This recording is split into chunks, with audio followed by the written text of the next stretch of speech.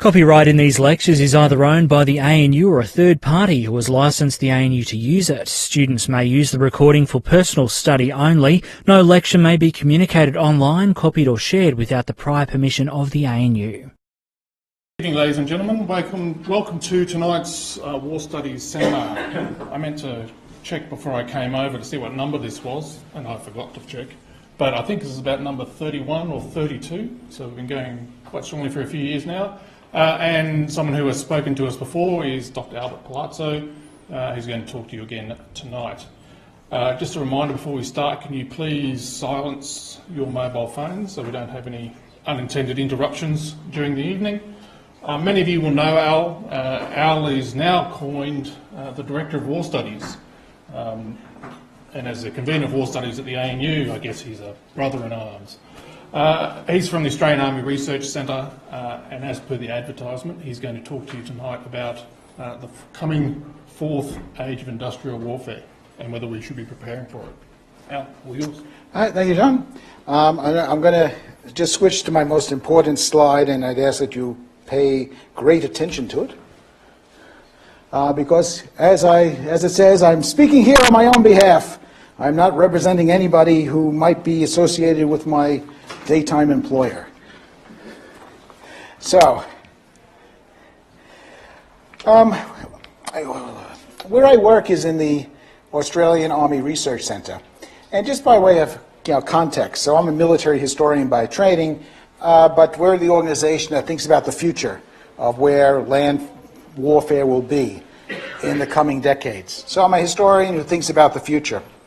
And the organization I work for, we're somewhat unique in that our main function is to raise questions, okay? Questions about where the nature or the character of war may be going. We often don't provide much in the way of answers. So, it's a bit unfair like that, but there are other people who then start drilling down in Army into trying to find the answers or suggestions of what may or may not be coming. So we come up with questions. And so this talk tonight is largely about questions because, at the risk of saying that I'm cheating a bit, I'm not going to really be providing a lot of answers. But I will be making some suggestions about things that Army is starting to think about, things that might be occurring in the art of war, and those of you who are thinking about working in that space, when you finish your degrees, might need to start thinking about. So what I'm going to be talking about is the arrival of the fourth industrial age. It's not clear it's here yet, or even what that means, but something is coming, something is starting to occur that will require a rethinking of both society, how it's organized and how it operates, and also how nations and non-nation states fight and how we go to war. So the arrival of the fourth industrial age will compel states or non-states to reinterpret the character of war. They'll need to discard the obsolete elements of the third industrial age and embrace the opportunities of the coming age. Those that succeed first will stand to become the dominant powers of the future and have the right or the power to set the rules that define the age. And those that do not will struggle to secure their place in the world. For Australia, there's both potential to reestablish military advantages that have been waning and to safeguard the nation's security for the future. But there's also lots of risks and pitfalls that we need to avoid if Australia is going to continue to prosper in this new age. So part of my talk, and this is another sort of disclaimer, is that this entire talk is predicated on existing social, economic, political trends continuing into the future. And of course, there's no guarantees of that. And there's quite a number of events out there, like climate change, which is the subject of another talk of mine and one of my areas of research, could throw us off into another track. So we have to pretend or accept that where we're going will continue in that direction. And it's also hard to define the age. In parts, it depends on your point of view. And we're calling this the coming fourth industrial age. And so people usually identify the first one as being when John Watts comes up with the steam engine and introduces mechanical power. And then age 2 being Henry Ford and the introduction of mass production. And age 3 being the computer age of the 20th century. Grab a seat, it's all right. And age 4 will deal with the merger of what we can call different worlds into a single unitary body. And of course, it's a little unfair to leave agriculture out of there, because that was really mankind's biggest transition ever. And maybe we should call that age 0. And there also could be we could break down war into various ages too, with age 1 being the longest one, being where muscle power was the operative, swords and spears and maces, where a nation's or a people's ability to wage war was determined by how strong, literally how strong they were. And then, of course, that is replaced by the second age, which is based upon chemical power, first with gunpowder and now with the access to the atom. And the third being industrial power, the ability to produce through access to the industrialization of society, massive quantities of munitions of war and be able to keep huge armies in the field. But also the fourth age will be represented by, again, a merger of various worlds into a single unitary world. And I'll get to explain to them more precisely what I mean by this merger as we go through. Now, the fourth industrial age is actually taking over the third before the third has really reached its full fruition. But just to give you a working definition of what I mean, and there's not complete agreement on this, but the fourth industrial age would be the merger of the physical, digital, and biological worlds. And that will affect a lot of different areas: the physical, the digital, and the biological. But I'm going to just focus on 3 tonight. And that's 3D printing or additive manufacturing, artificial intelligence, and robotics. Now, none of these perhaps sound particularly militaristic, and there's all kinds of non-military uses, and in fact they're being driven primarily by non-military opportunities. But if the fourth industrial age comes to pass, those 3 technologies will have massive ramifications for how war is fought. But a couple of cautions here. At no point am I suggesting that war in the future will be anything but nasty, brutish, and violent. Those charming aspects of war will continue into the fourth industrial age. And it will also remain a contest of wills between peoples, with one side trying to force the other to accept their will. But if we look at the art of war as it exists today, I'd argue that it's not all that different from what existed in 1940 or even 1918. The art of war, despite what lots of military commentators on television like to say about all these revolutionary things, what armies, the Australian Army or the US Army is using today, not all that different. It's very easily understandable. So somebody who was a commander in 1918 would recognize pretty much everything. Even the ships, the design of ships, not too different. Submarines, basically the same weapons platform. On land, infantry, armor, artillery continue to dominate. In the air, it's all still about using airplanes and helicopters for air superiority. And the concept of joint, linking all this together, continues. And so the only real difference between 1918 and 2018 is sort of the degree of intensity that they have. But I don't think this is going to continue for much longer.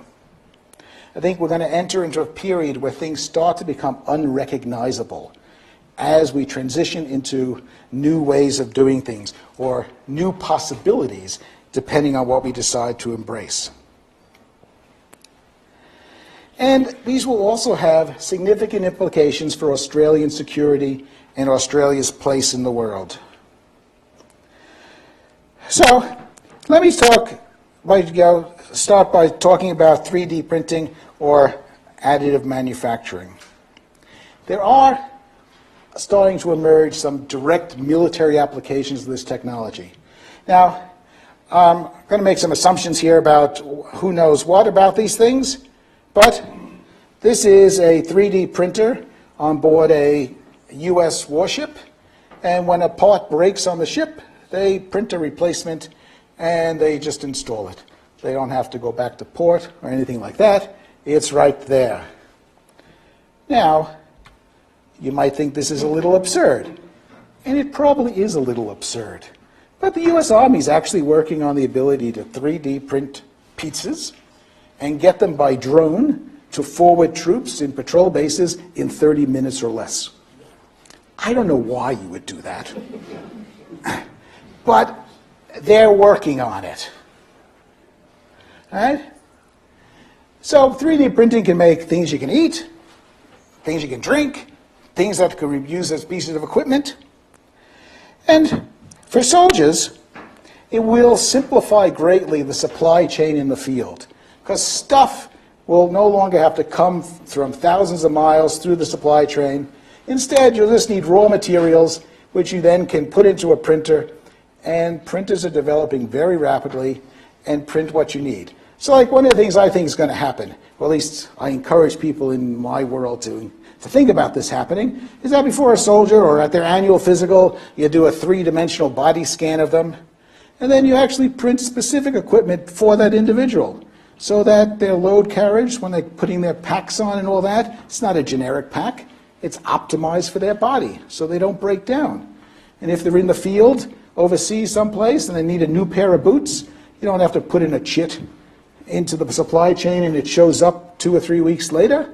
You just go to the ordnance clerk in the 3D printer container, and they print you a new boot. So we're not there yet. By no means am I saying that. But it's coming, and coming really fast.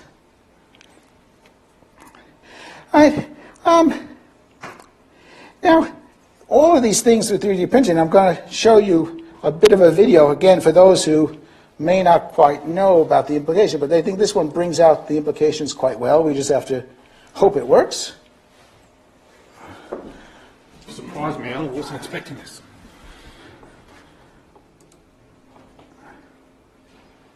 And hopefully there'll be sound.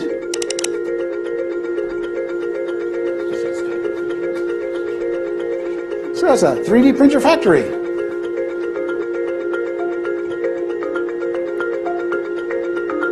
I have no idea what they're making.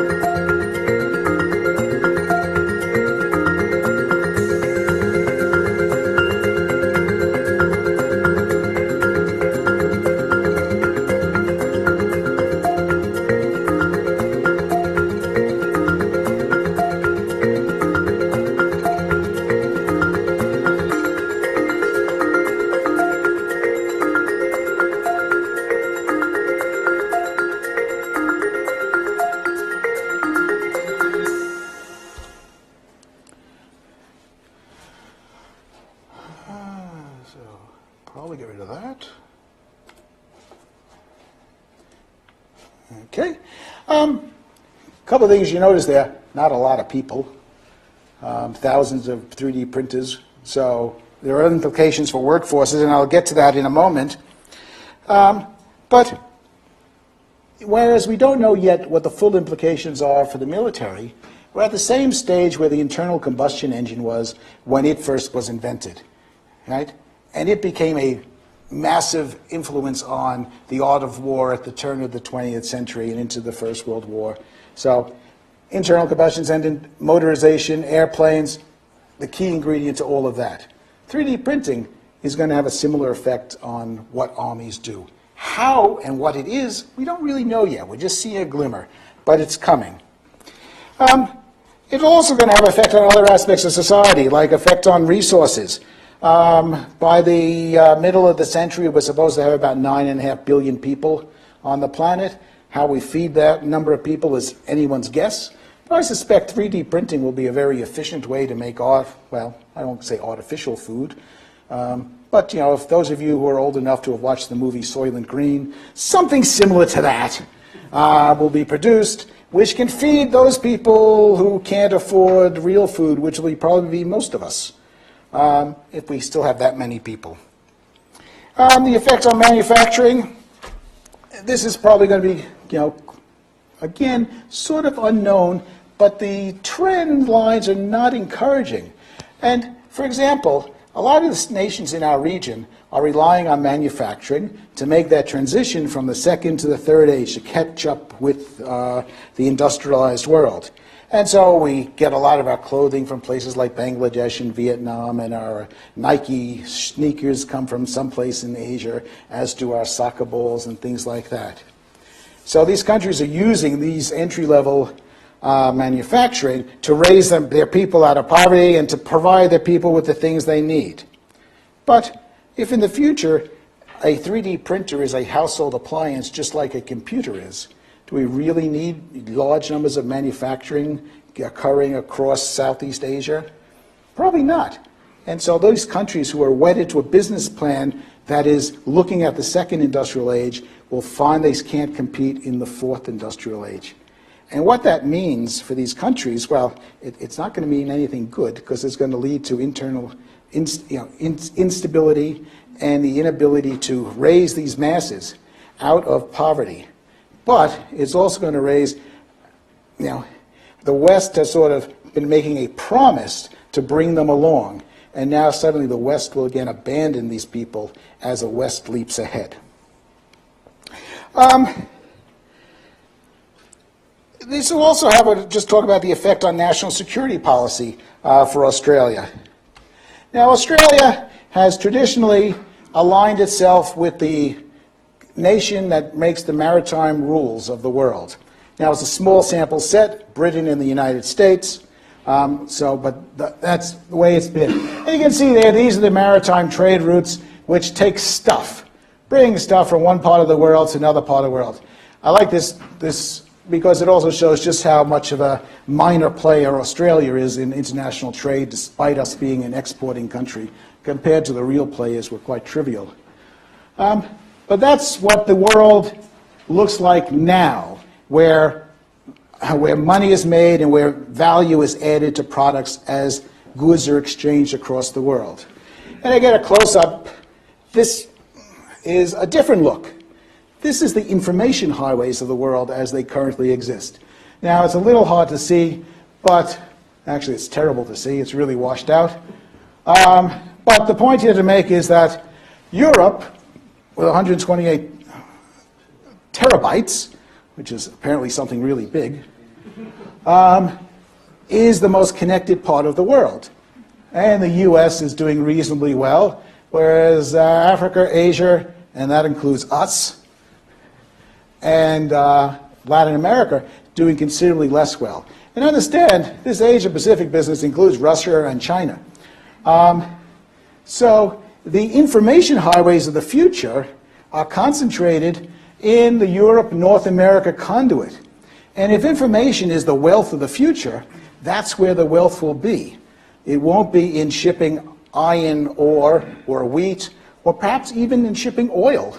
Shipping of resources, raw materials, will not have that much value compared to the shipping of information around the world.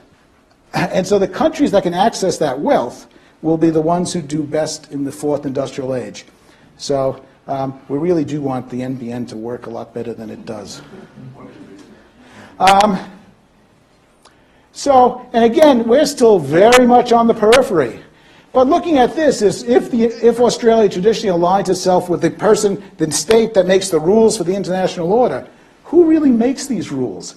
It's not clear if any one country does, or even if it's not even a country. We don't know yet. But somebody's making the rules, and Australia's going to have to figure out how to play the game within those rules if it's to flourish. All right. That's the one that's not there. Oh, let's skip that one.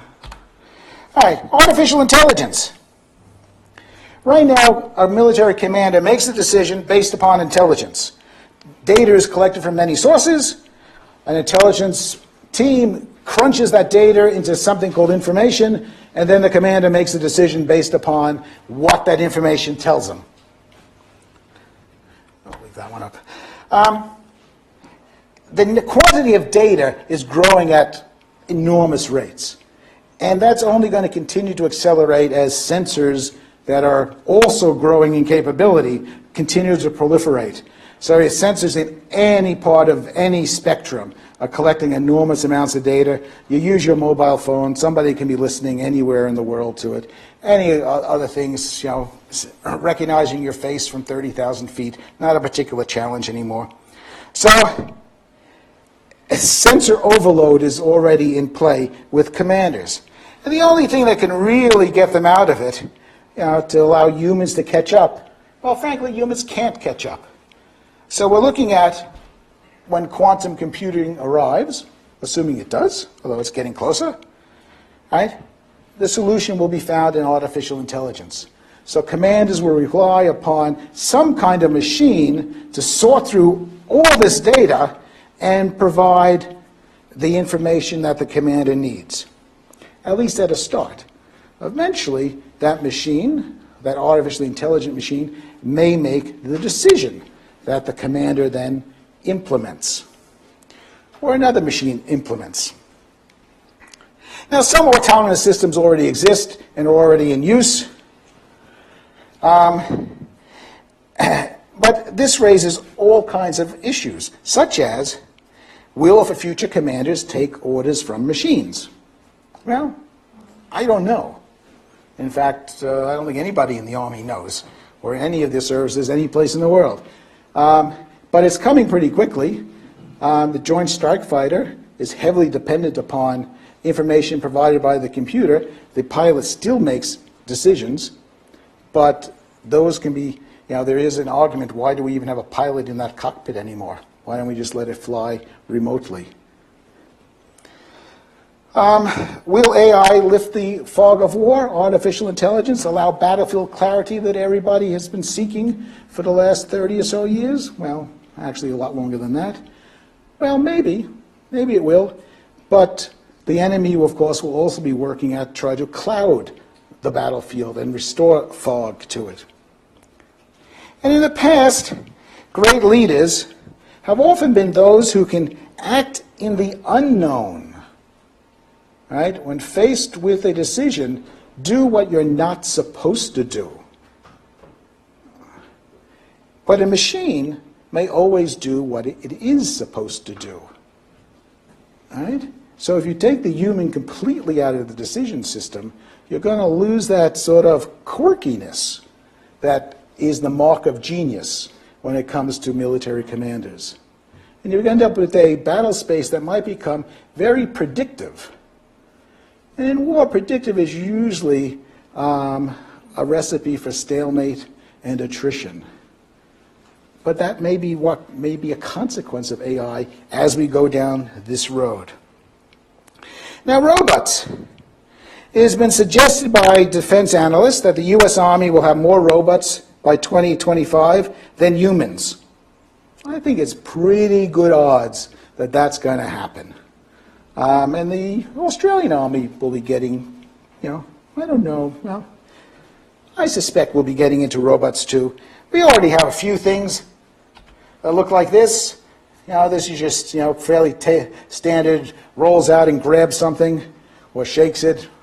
If it's a bomb, make it go off, that kind of thing. And, they've already put weapons on these things, and so they can be fired from a remote place. But will we get to that point? Well, I don't know, probably not in the immediate future, but there's always hope. Or will the battlefield look sort of like this, where a combination of robots and humans working as a team? Well, I think almost certainly it will, where right now an infantry section, depending on your nationality, might be between 8 and 10 soldiers, human soldiers. Or a future one might have a mix of human and machine, and eventually it might be all machine, or one human and a bunch of machines, or one day the machine might be in charge, and there might be a few humans who scurry around doing what the machine says. Or we might get robots that look like this. My timing was off. Ruined it. Or we might end up with something like this, which is a merger. So those of you who have seen this movie, this is RoboCop version 2, I believe, where the human and the machine have been blended into a single entity. This is coming quite rapidly too, as a military, particularly in the US, look at augmentation of the human body with stuff. Now, you already know that the fastest human runners don't have feet.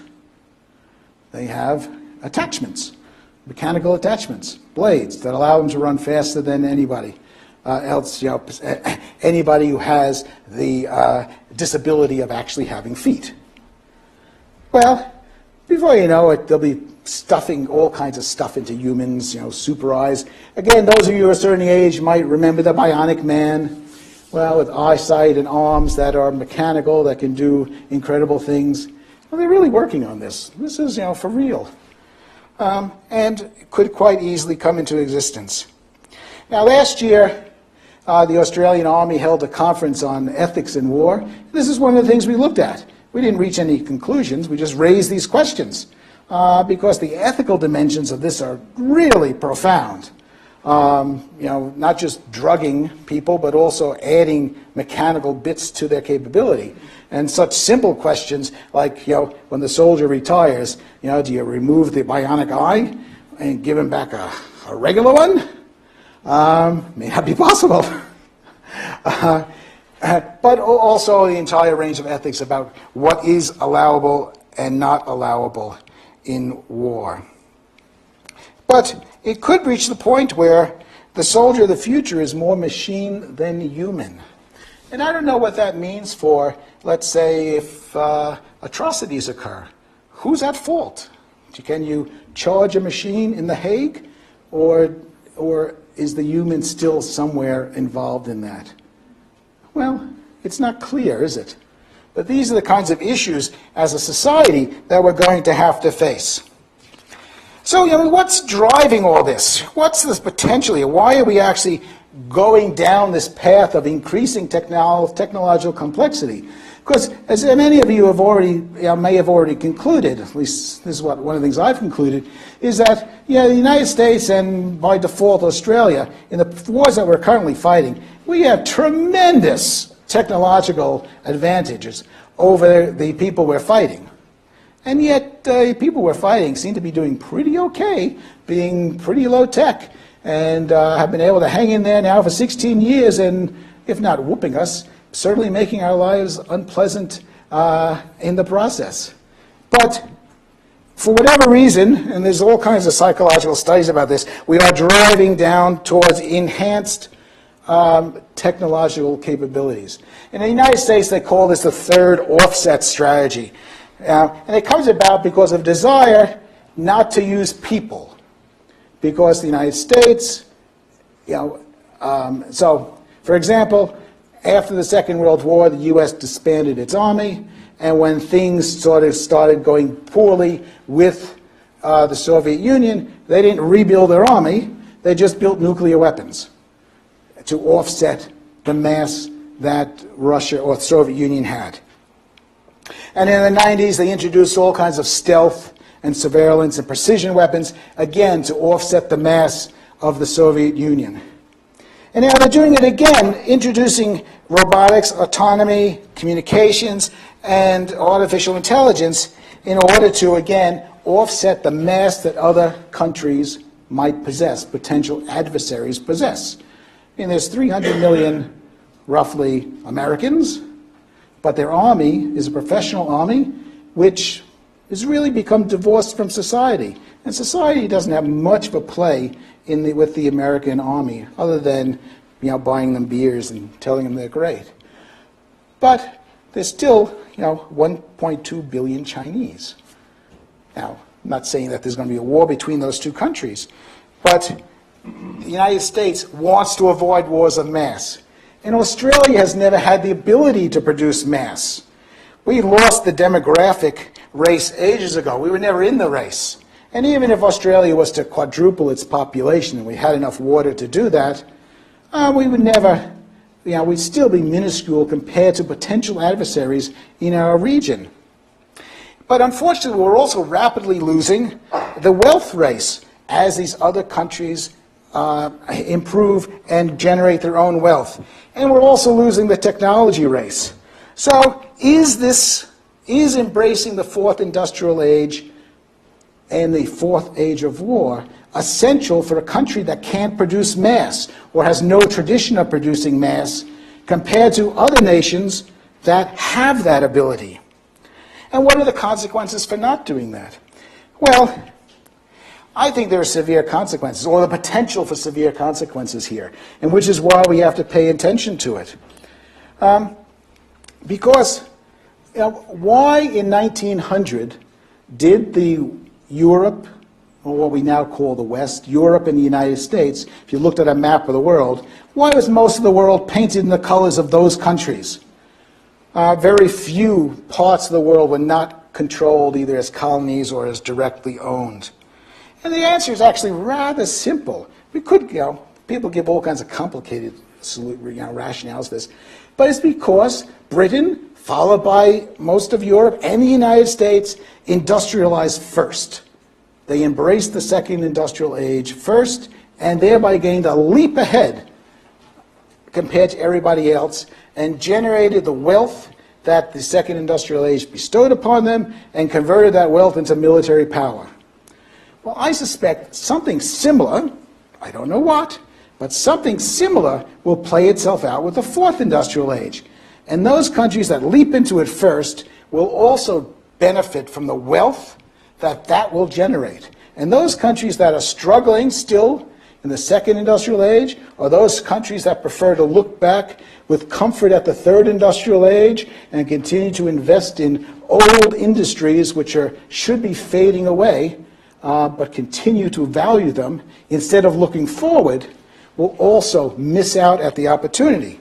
So the question for Australia is, if we're going to continue or maintain our place in the world, do we embrace the fourth industrial age, or do we continue to reside in the third and suffer what has happened in the past?